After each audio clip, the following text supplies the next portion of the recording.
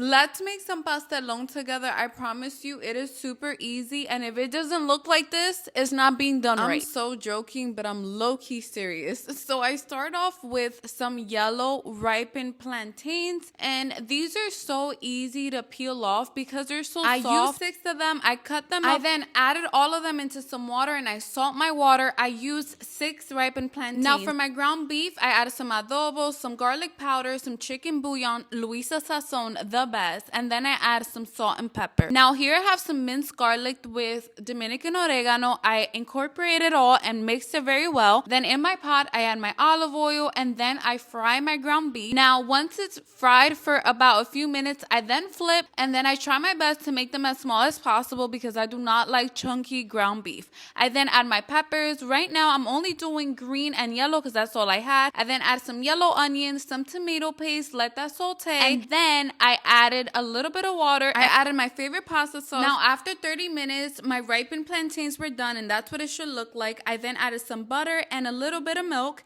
and I mashed it all together. And now once it's nicely mashed, I then add my garlic powder. Now this is optional, but I love garlic and everything I do has to have a taste of garlic. Now I put that aside. I let my ground beef cook for about 15 to 20 minutes covered. Now once it's done, it's time to put my pastelon together. So my first layer, I like to put some of my pasta sauce and then I add my plantains, then I add my ground beef and then cheese. Now this part is important. I do mozzarella because that's what you get, that cheese pool. Then I go ahead and do my second layer, more of the plantains, ground beef and more of the cheese. Now for the final layer, I then add my plantains and then cheese. Now I like to add some cheddar cheese. I didn't have, so I added Gouda. And this is what it should be looking like thus far. It looks so pretty. I can't even. I have my oven preheating at 350 degrees. I then added my pastelon for 30 minutes uncovered and this is what it looked like. You can leave it for a little longer for more color, but this is how I like it. I added some fresh cilantro and this was my plate. It was so good. Thank you so much for watching. See you later.